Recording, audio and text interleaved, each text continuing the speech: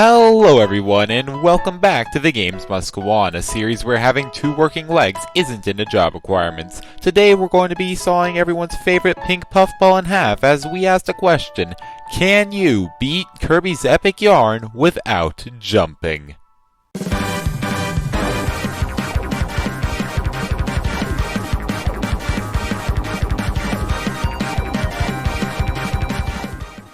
The rules here are a little different from your standard Kirby no jump video, as this game functions a little differently to your standard Kirby game, and it's not as simple as just banning the move jump/hover. As such, there are two moves being banned in the run, the first being jumping on the ground as Kirby by pressing the 2 button. The other is the infinite jump, not only because of its name, but because if every level was solved by just going out of bounds, this would be a pretty lazy challenge. Other than that, everything is allowed, including hovering with a parachute, jumping off of buttons, and doing anything in transformation sections because the transformations are all too different to put a simple rule set on. I mean, take the giant robot. It uses rocket thrusters to jump, but if you associate the rocket thrusters with jumping, what about the whole rocket section in Stellar Way? Either way, with the rule set, I wanted to welcome CMeeCraft to the episode, as doing a Kirby jumpless challenge without him would be a crime. Hey everyone, I'm CMeeCraft, and with the intro out of the way, let's jump right into the game.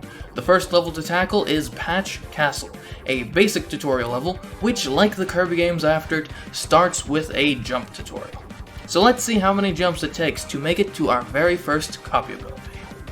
Sorry, but copy abilities aren't in this game. Well, if that's the case, then how are we supposed to beat this game?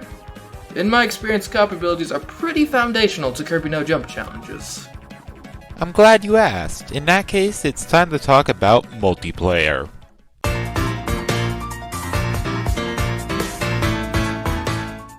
Once we introduce the second remote, we get access to an entirely separate Kirby, which greatly enhances our moveset as we're able to throw the players around and then use a character called Angie to fly back to them. This allows us to get, essentially, a jump replacement.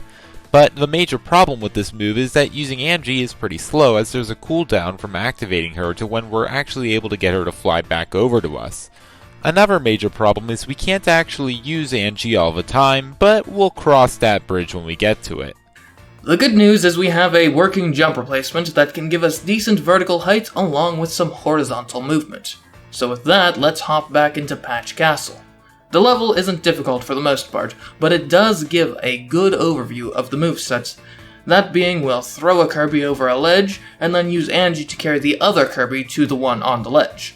Or at least this works until we reach our first fabric section. The fabric section might look easy at first, but it has one huge problem. We can't use Angie while in the fabric section, meaning we only get a single throw. This one can at least be skipped by gliding from a previous platform and throwing a Kirby up, but these sections could be troublesome in the future. Speaking of fabric sections being problematic, Fountain Gardens also has a fabric section that we need to go into. Luckily, it looks like we can just throw a player over the blocks to the right, but this is a little bit more complicated than it seems. Now, it looks like we can just chuck a Kirby up and hold right to get him over, but if we do that, Kirby actually won't go right. This is because we need to actually tap right to move Kirby after the throw, and its timing is more difficult than it looks. This throw is clearable though, and we can run through the rest of the level without any more problems. I would like to also mention that this level has the first transformation section though, but like I said in the beginning, nothing in these sections count. Our next major problem comes from 1-4, the Big Bean Burrito. This level features curling platforms which we have to jump across to climb up the vine. These platforms are a problem because normally we are supposed to jump across them before they fall, but with Angie's cooldown this becomes incredibly difficult. But by throwing the Kirbys with precision and haste, it is possible to make it across the gap. This, however, isn't the only problem in this level, as there is also a fabric section that requires a lot of vertical height. By all accounts, this section should be impossible, as we should need to sacrifice our only throw to get onto the first platform.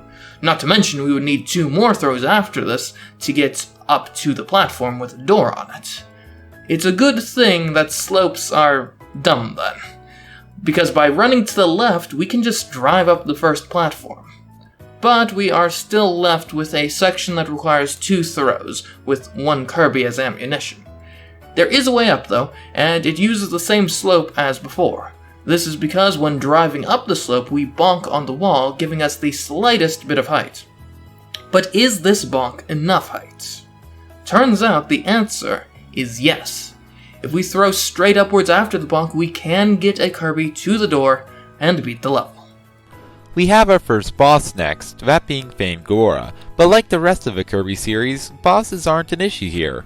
That doesn't mean getting to the boss is easy though, as it's too high up to be thrown to, and unfortunately Angie can't be used on the world map, meaning we only get 1 throw here like the fabric sections.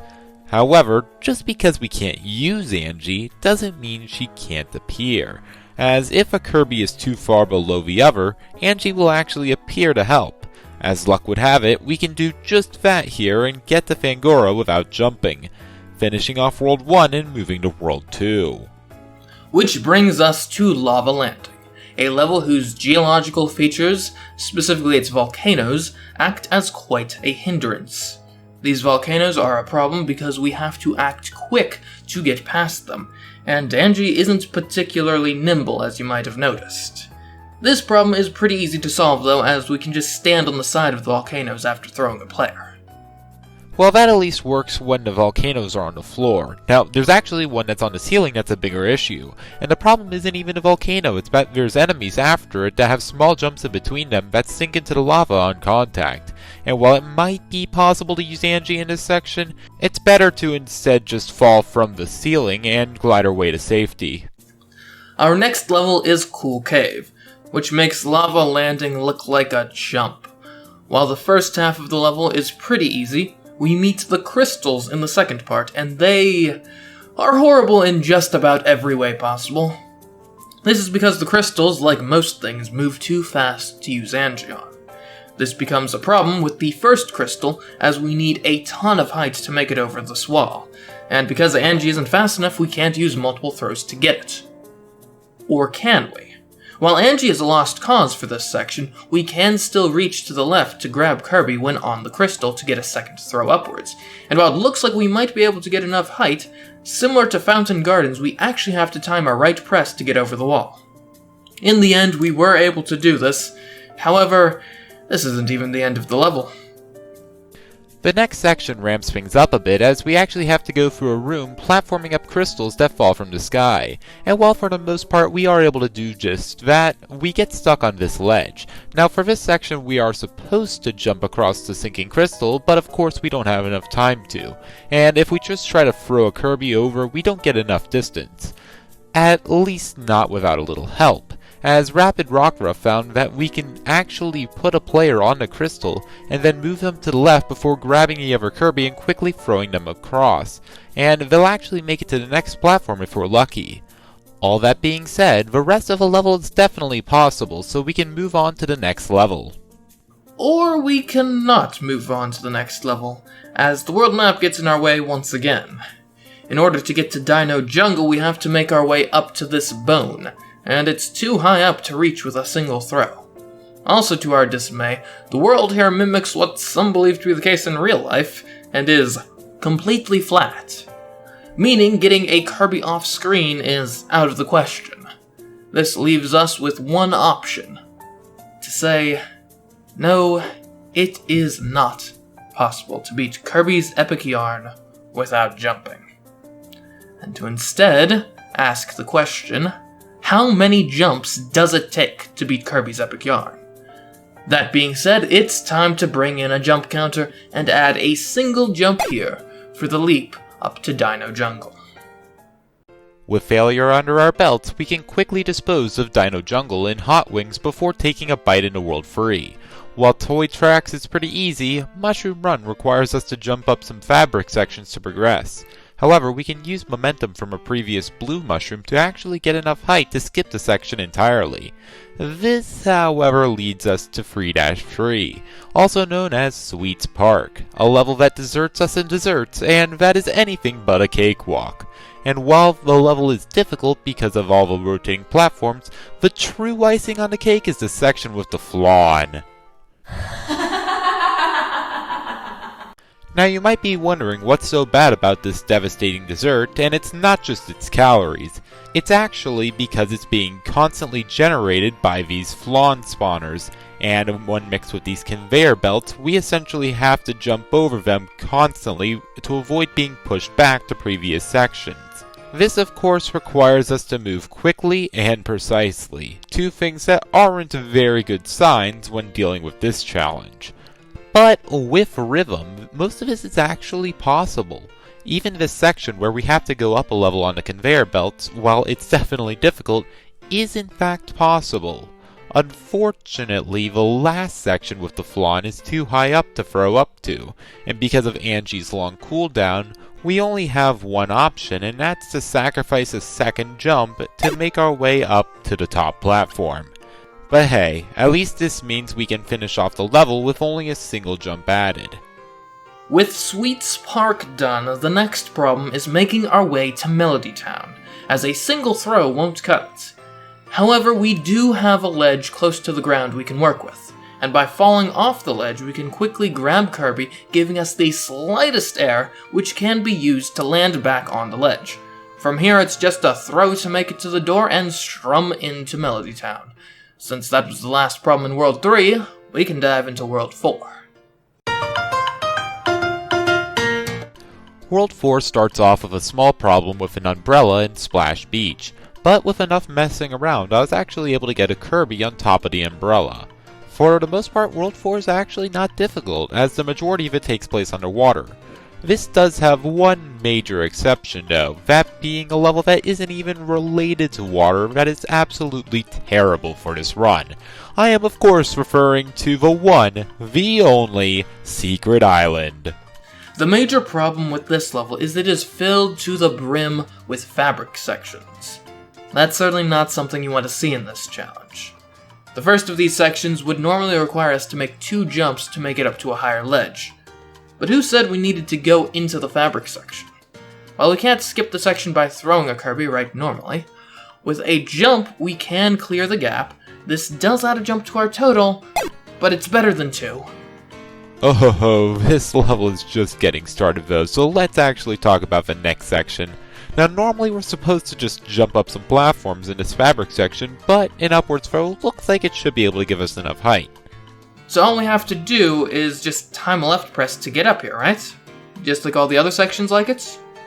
Well yes, but actually no. Now I would normally say something like, well you see here, but you can't, because there's actually blocks in the way preventing us from seeing the Kirbys, meaning this is a completely blind throw, completely throwing off our timing and making this a nightmare. But with enough attempts, it is definitely possible to beat this section without jumping. After that, we can skip another fabric section for the cost of a jump above some spikes. And at the end of the level, we have one more fabric section, which requires a final jump. This means we can leave the level with 3 jumps and the completion of World 4, thus bringing us to World 5.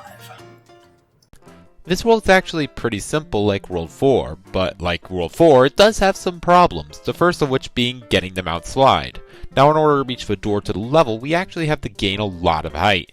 And while we can get extra height by using a strategy similar to the one that we used to get to Melody Town, even with a throw and a jump after that to get to a high platform, we're still not far enough to pick up Kirby with Angie, which means we have to jump a second time to reach the door, meaning that's 2 jumps added to our count. This leads us to the secret island of World 5, Frosty Wheel.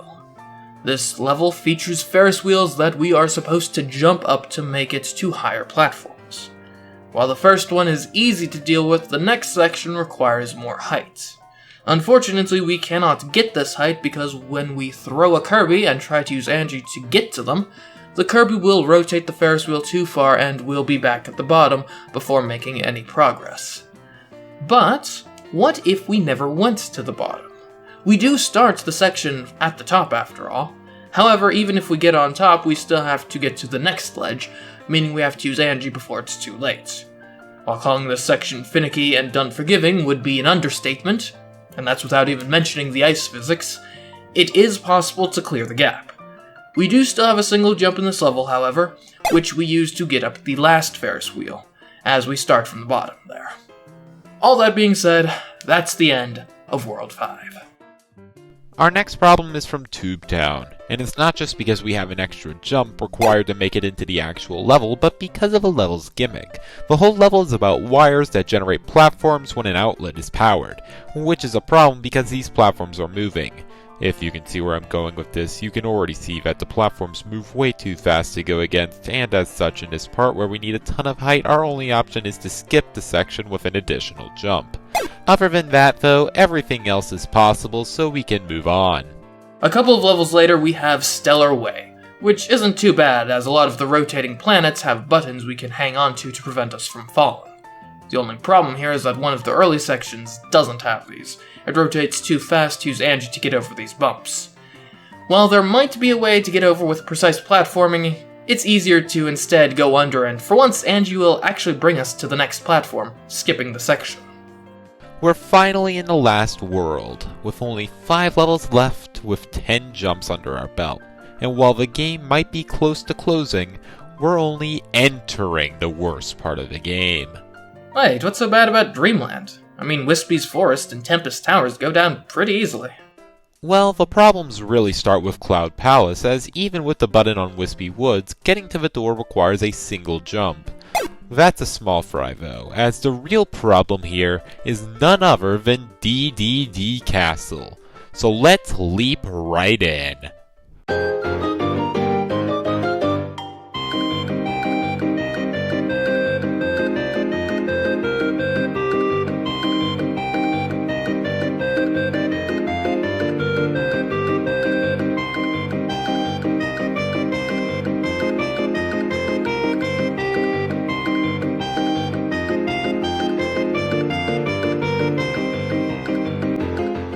The problem here is pretty simple.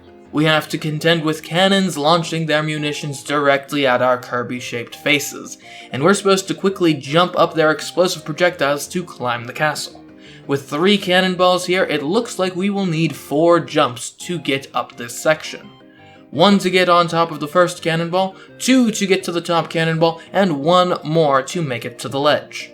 And while this would work, I think we can do better. Obviously, we can start by throwing Kirby from the ground, saving a jump. But then we run into a problem because Angie takes too much time to cool down to use her again. Or at the very least, it looks like she does. Surprisingly though, if we are extremely precise, we can actually get Angie back just barely in time to make it to the left ledge, with only 2 jumps added. This level is not done yet though, as 5 seconds later we come to an almost identical room that has 4 cannonballs with thinner walls and no left ledge, and even with the best of luck we're only able to make it through with 4 jumps. The next hallway features even more cannonballs which we have to dodge just like the flan, but after that we get to another giant vertical shaft with the only way of elevation being to leap up more cannonballs, and just like the last section this takes 4 more jumps. This means that in total this level has 10 jumps, which almost doubles our score all by itself. With that though, we finally come face to face with Yin Yarn. Will this final battle of the game be the one to introduce jumping to boss battles? Surprisingly, yes. This is because the Yin Yarn fight actually features 2 fabric sections that he drops down on us. While the first of these is possible, as some of the timed platforms he stitches in are sloped, letting us get some height, the second section does not feature such friendly design, and as such a single jump is required to finish the fight. So is it possible to beat Kirby's Epic Yarn without jumping? Unfortunately not, as long as the infinite jump is banned. Instead, in order to beat Kirby's Epic Yarn, 22 jumps are required. But with that, I would like to give a huge thank you to CMeeCraft for being here, and if you enjoyed dismembering Kirby's legs, go ahead and check out his channel and videos. If you want to see other Nintendo challenges here though, feel free to give this video a like and subscribe. But with that, I would like to say thank you all so much for watching, and I will see you guys next time. Goodbye.